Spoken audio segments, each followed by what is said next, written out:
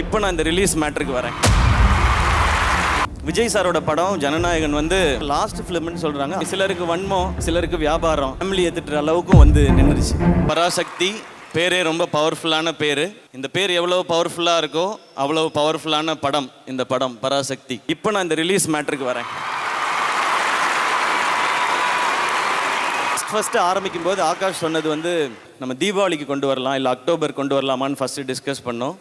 அப்போ அவர் சொன்னார், இல்லை அக்டோபரில் வந்து விஜய் சாரோட படம் டேட்டு போட்டாங்க, அதனால ஜான்வரி பொங்கல் யாருமே அனௌன்ஸ் பண்ணல, நம்ம அதை லாக் பண்ணிவிடுவோம். ஏன்னா இங்கே நம்ம ஊரில் 10 நாள் லீவ் இருக்குது, அதை லாக் பண்ணி தானே நான் ஃபுல்லாக ஒர்க் பண்ண போகிறேன்னாரு. சூப்பர் ப்ரோ, நீங்கள் அது உங்களுடைய கால், நீங்கள் தான் ப்ரொடியூசர், சூப்பர் ஓகே அப்படின்னு சொல்லி டிசைட் பண்ணியாச்சு. அதுலேருந்து சில நாள் கழித்து விஜய் சாரோட படம் ஜனநாயகன் வந்து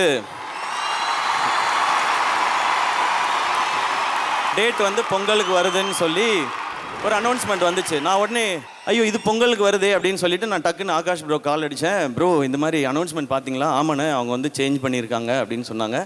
நான் சொன்னேன், ப்ரோ இது மாதிரி அந்த படமும் வருது, நம்மளும் பொங்கல் சொல்கிறோமேன் போது 10 நாள் இருக்கிறதுனால 2 படம் கண்டிப்பாக தாங்குண்ணே அப்படின்னாரு. ஓகே, பட் நம்ம வந்து ஏதாவது சேஞ்ச் பண்ண முடியுமா அப்படின்னு கேட்டேன். அப்போ அவர் சொன்னார், அண்ணே சேஞ்ச் பண்ணுறதுல ஒரு 2 சிக்கல் இருக்குண்ணே.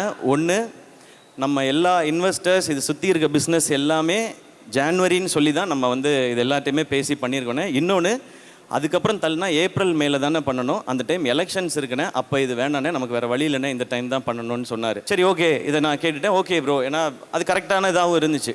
இது கரெக்டாக கம்யூனிகேட் மட்டும் பண்ணிடணும்னு சொல்லிட்டு நான் ஜெகதீஷ்க்கு ஃபோன் அடித்தேன். ப்ரோ, ஜெகதீஷ் எல்லாருக்குமே தெரியும் விஜய் சாரோட இருக்கிறவர், அவருக்கு நான் ஃபோன் பண்ணேன். நான் ப்ரோ இந்த மாதிரி படம் நீங்கள் வந்து போஸ்ட்பான் பண்ணிட்டீங்க ப்ரோ அப்படின்னேன்.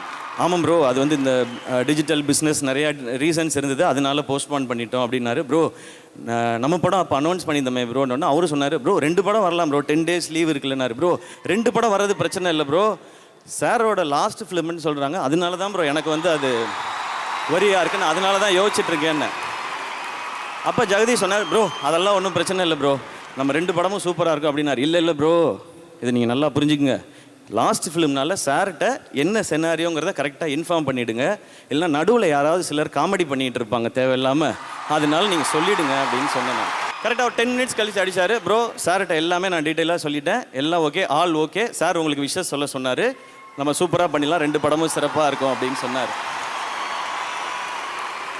இவ்வளோ தான் இதுக்குள்ளே நடந்த மொத்த கதையும்.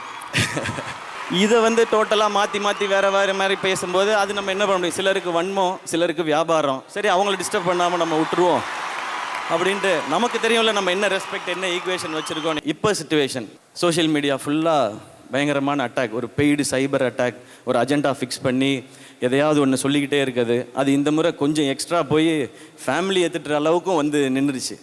என்ன இங்கே 1000 பேர் தள்ளி விடணும்னு நினச்சாலும் தாங்கி பிடிக்கிறதுக்கு 1,00,000 பேர் இருக்காங்கம்மா இங்கே.